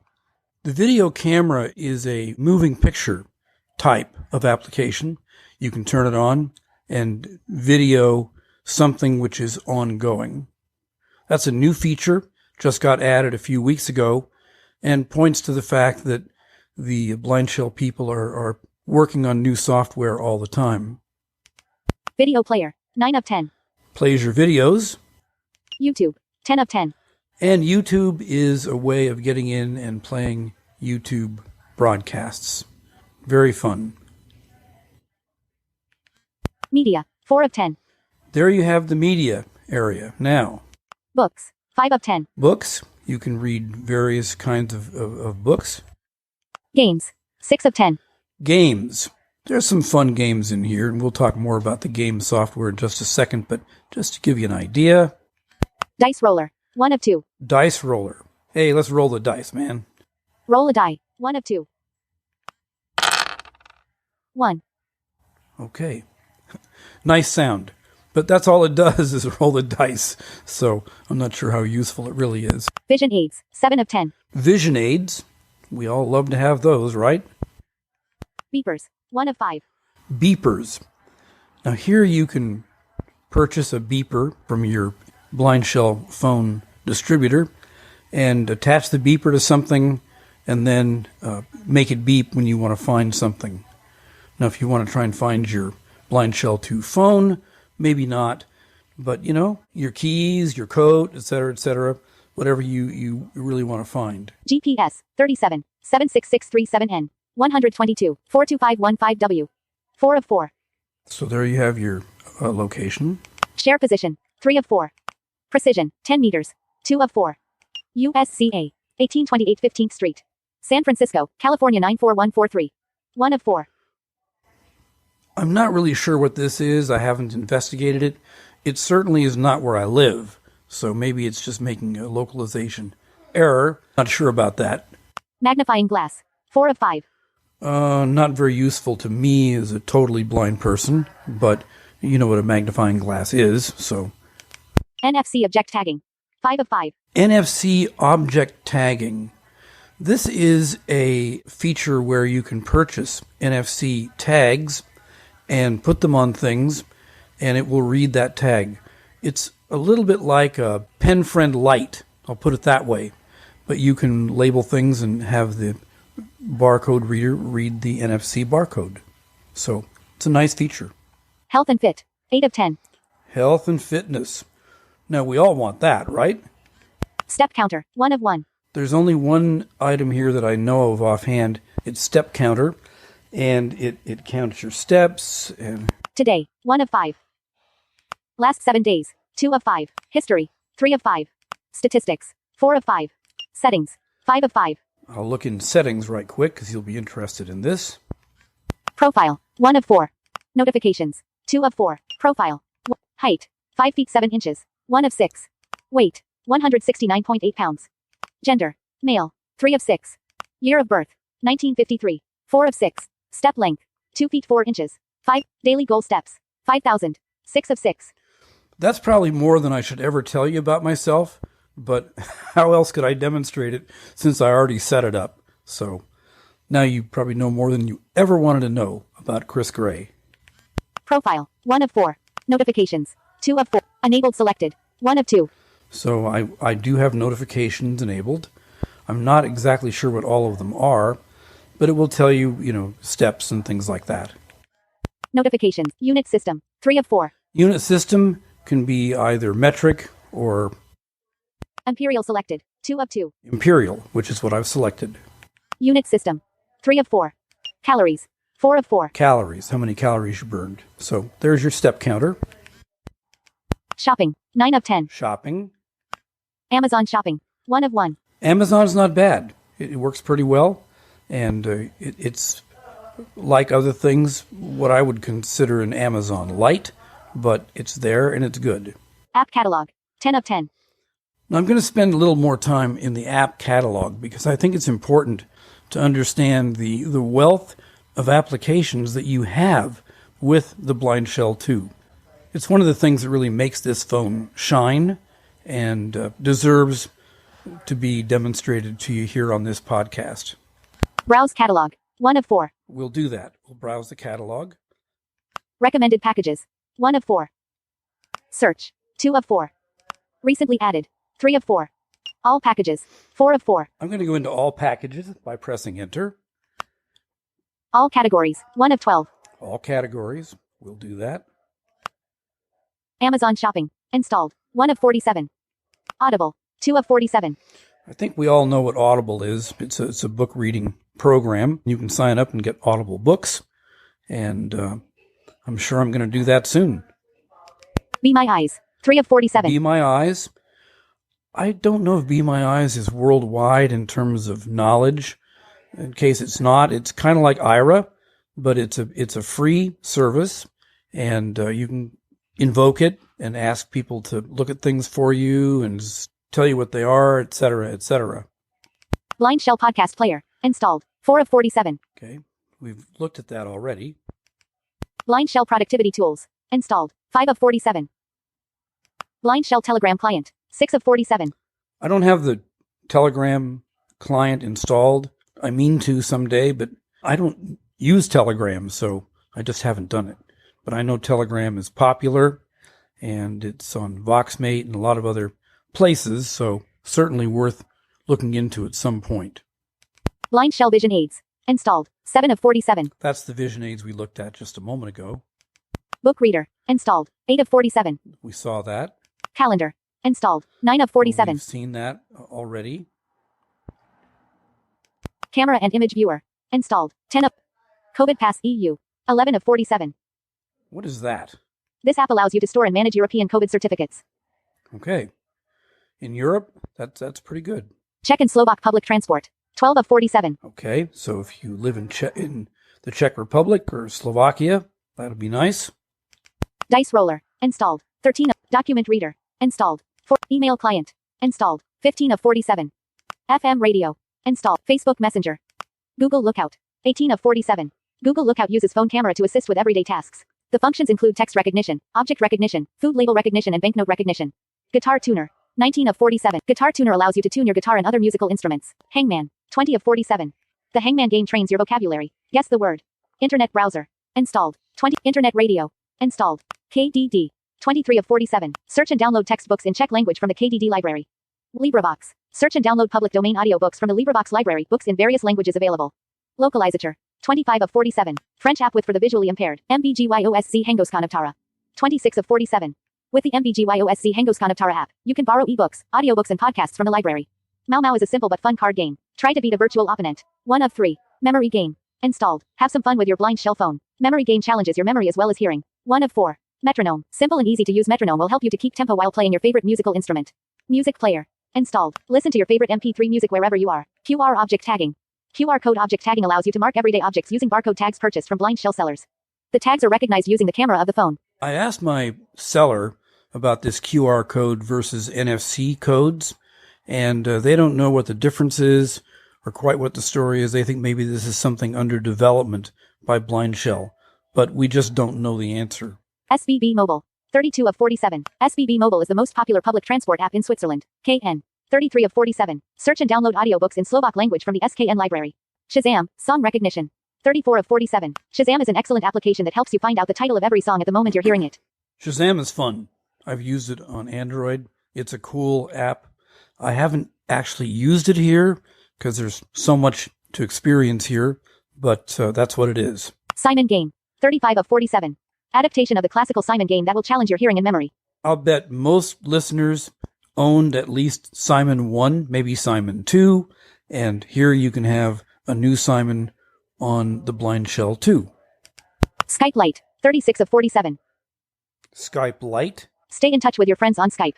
I don't really use Skype anymore, so I don't know if I'll ever install this or not, because Skype has become so problematic and the audio is so poor that, it just doesn't seem worth it. Step Counter. Installed. 37 of 47. Step Counter we talked about.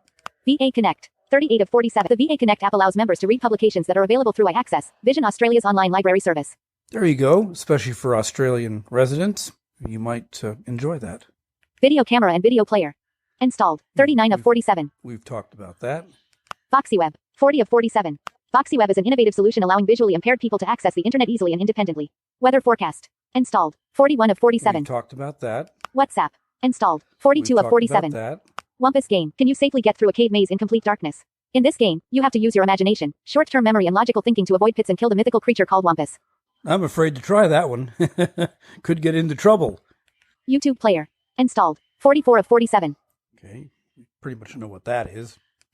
DZB Lesen. 45 of 47. Search and download audiobooks in German language from the DZB Lesen library. Toybox. Toybox enables you to access audio descriptions and other accessibility features in the supported cinema theaters. AOL. 47 of 47. Search and download audiobooks in French language from the EOL library. Well, I hope that wasn't too lengthy or boring or whatever, but I thought it would be great to show you the real richness of possibilities you have with this phone. The remainder of the items, we have to go back to the main menu. We've gotten through the applications and all the selections there. And then we've done the settings, we've looked at the manual. When we talked about the manual, we didn't look at it. And then you have the turn off the phone menu item, which I don't think I need to show you here. But wait, there's more. Not a lot more, but there is still a little bit more. In the description of the phone, you may remember I talked to you about these two buttons on the top of the phone, just below the screen.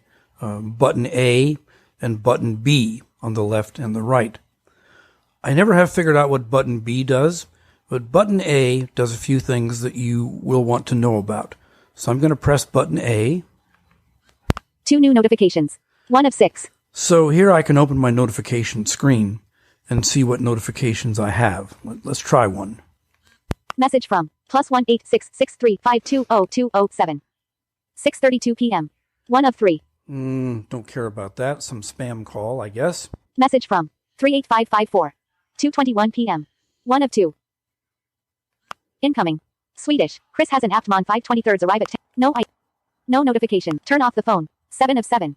No notifications. 1 of 6. And sadly enough, that's the only notification I had.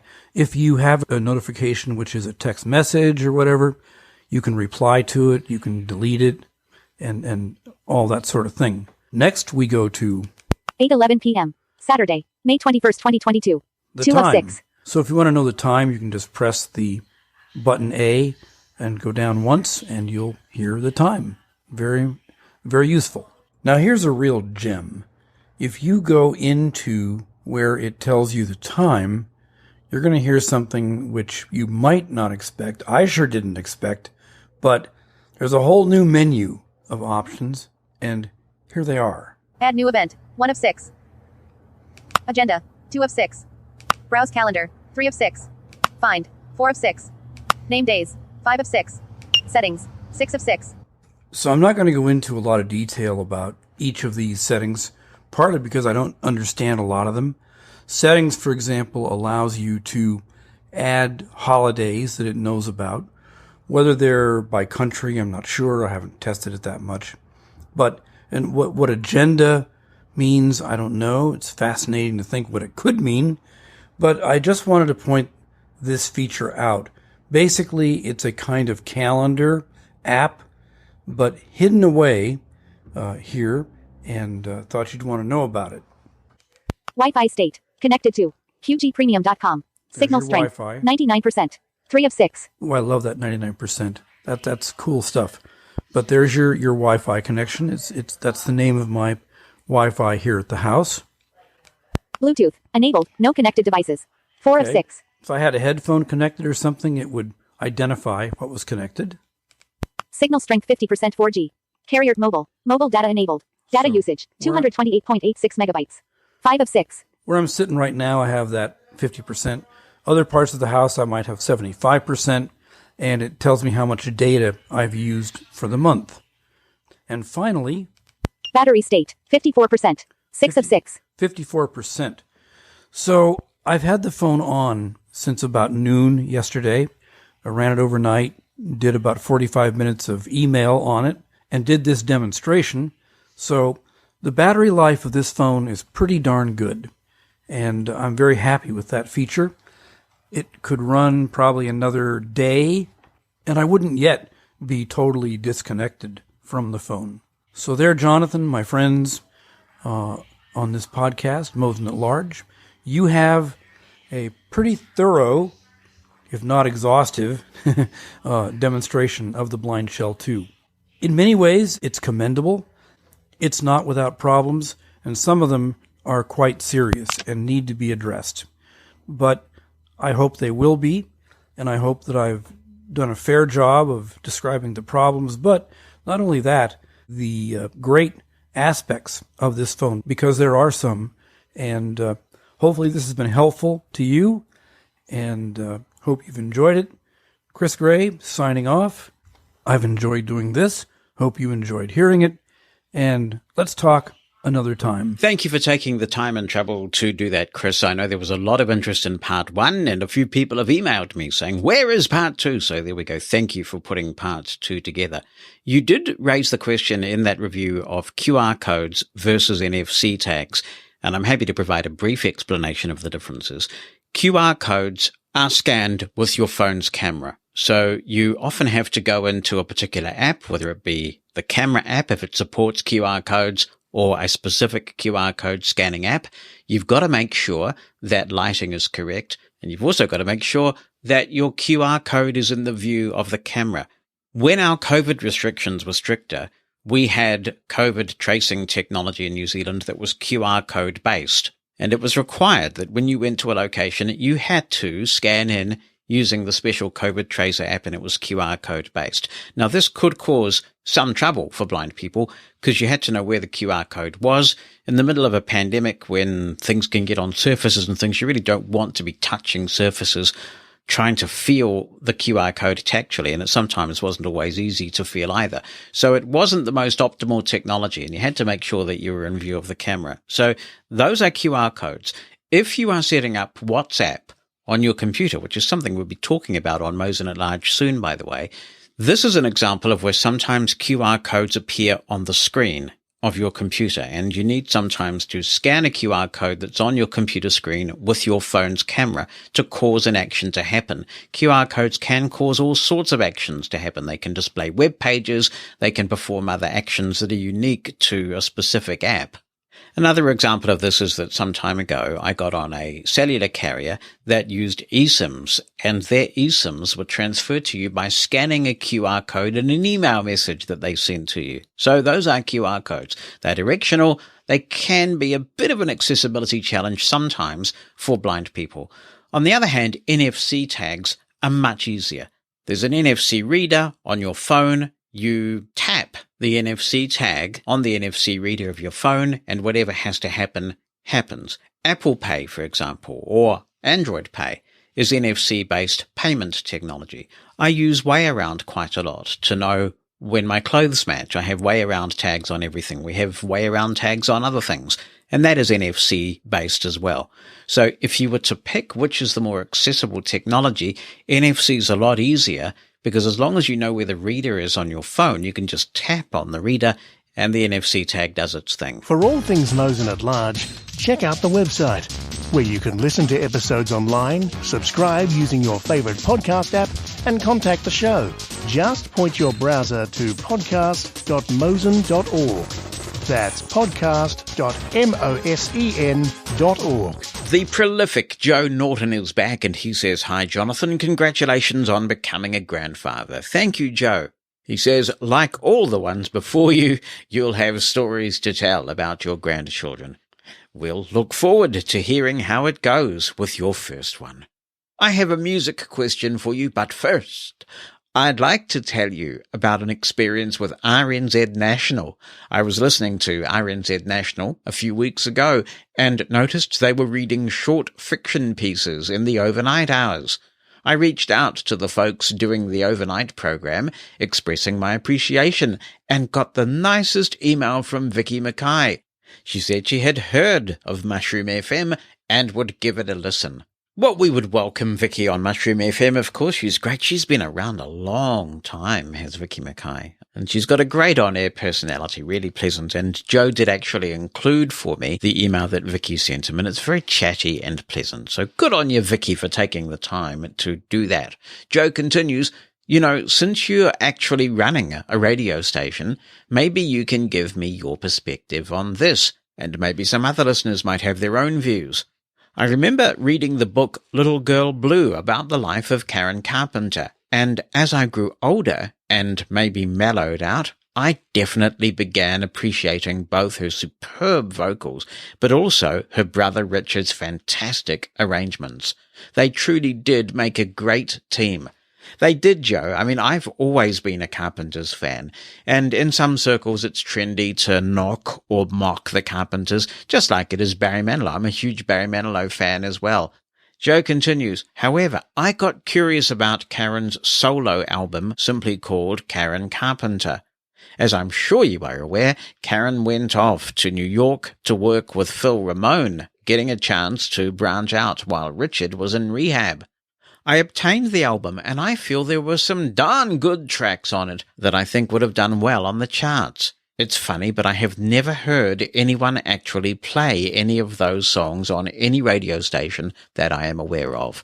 I know the album was released in 1996 and wasn't really promoted very much at all, but is there some unspoken rule on not playing songs from the album?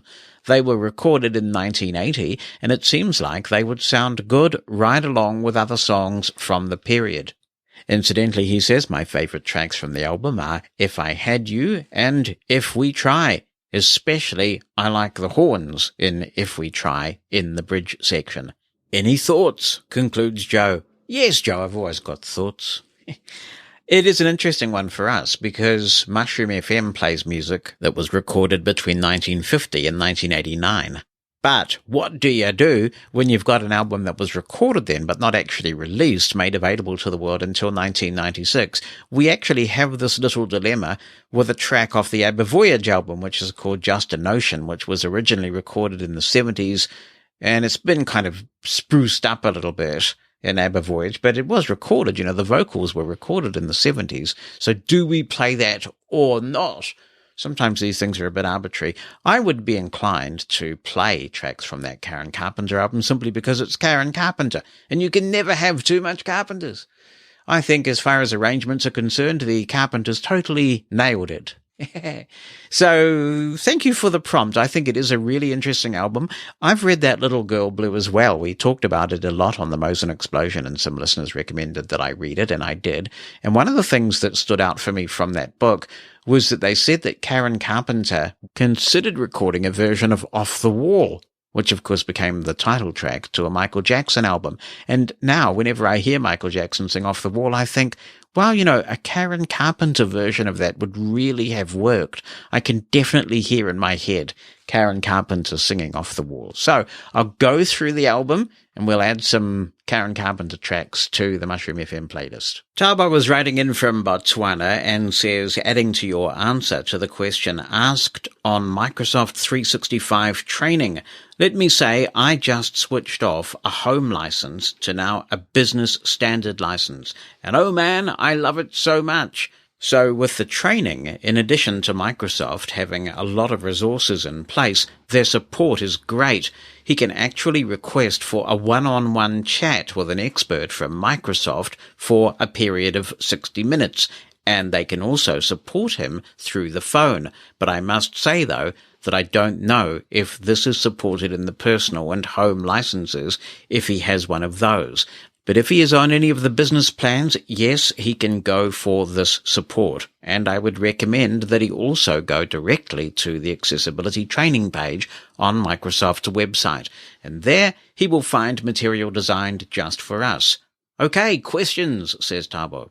I have Netflix installed on my Windows PC and my account signed in, but whenever I open the app using JAWS, it usually closes or exits before I can even play anything on it. The only way I can play content is when a sighted person has come to my house and I've asked them to just use the mouse and play something for me.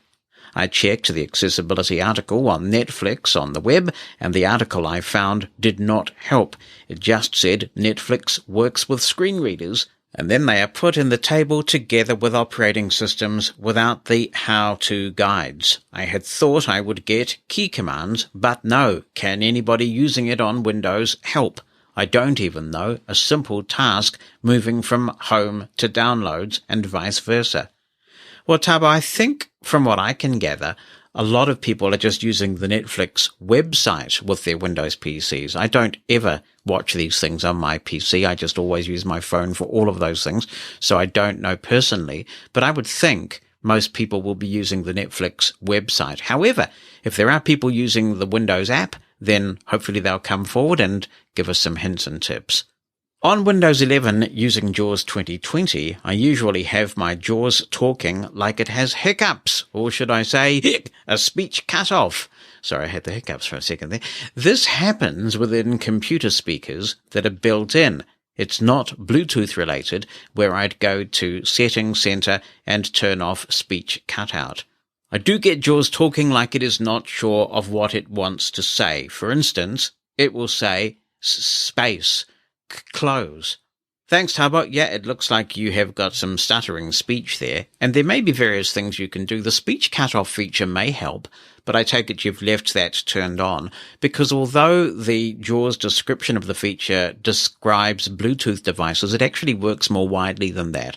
I have seen it improve situations on laptops that hibernate their audio very quickly to save energy. But if that avoid speech cutoff feature is turned on, you may want potentially to change your screen out delay. That's another setting that you'll find in your JAWS default settings file. You might want to see if you can update your drivers. You don't mention the manufacturer of your computer and what audio device you have, but some people have fixed these problems by installing generic Microsoft drivers and using them as opposed to a manufacturer-specific set of drivers. You could potentially try and install the Silenzio utility to see if that cleans it up, but if avoid speech cutoff isn't cleaning it up, then I suspect Silenzio won't either. So there are some things, and maybe some others can comment on techniques for dealing with stuttering speech. Go west, young man. No, not that way. Hello, Jonathan, says Dave Carlson. Enjoy your podcast. Am I the only one who has seen this behavior? When using Apple Maps, acting as navigator, it gives directions as I expect. However, if I swipe to compass and check the direction of travel, there is a problem I'm encountering. North and south work just fine. However, east and west are completely reversed. Same issue if direction is actually northeast. It will indicate northwest. The compass direction in degrees is also reversed in the same manner. If I open my compass app, it reads just fine, so I must presume that the phone itself is not the problem. I am running the latest version of iOS on my iPhone 12 Pro. Is anyone else out there noticing this? Thanks, Dave. I've got to conclude it's something to do with the way you're holding the phone with orientation, and maybe Maps is expecting a different orientation from the one you are giving it. But I must say I don't use cardinal directions, so I'm not qualified to comment on this, so let's open it up and see if anybody can come up with a magic solution or whether you have discovered a bug. Devon Prater is writing in and says, "Hello, I've been reading Braille with an uppercase B basically all my 28 years of life, and I've seen a kind of fall into what I'll call plain Braille with a lowercase b. How's that for hedging your bets? Lately, just about all screen readers only show plain text to Braille displays, and it's not always been that way. In the days when note-takers ran Windows CE like the Braille Note Apex, when you read a book or document, headings were centered, paragraphs were indented, and bold and italics were represented fine. But now screen readers just show headings as H1 or H2. There's no telling when paragraphs begin or end, and there is no italics and bold. I dearly miss this rich Braille way of reading.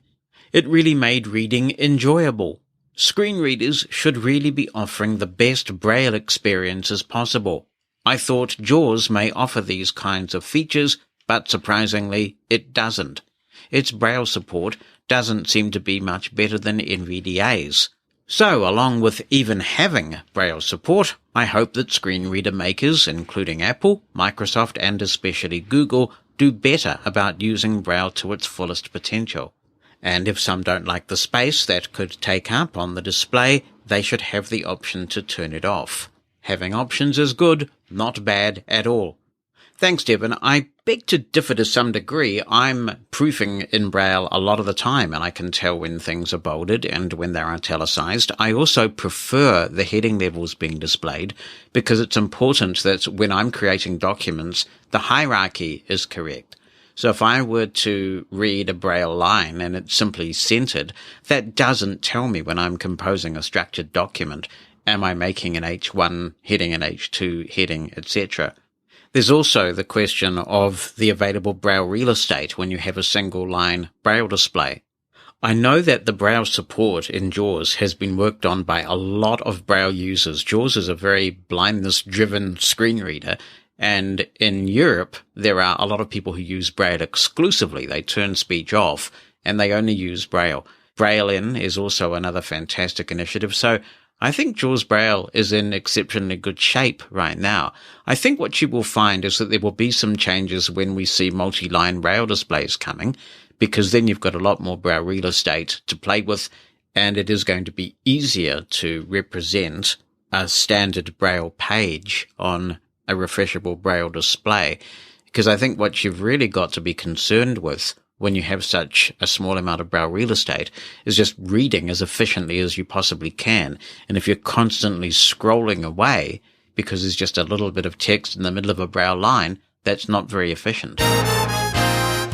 I love to hear from you, so if you have any comments you want to contribute to the show, drop me an email written down or with an audio attachment to Jonathan, JONATHAN @mushroomfm.com. If you'd rather call in, use the listener line number in the United States, 864-606-6736.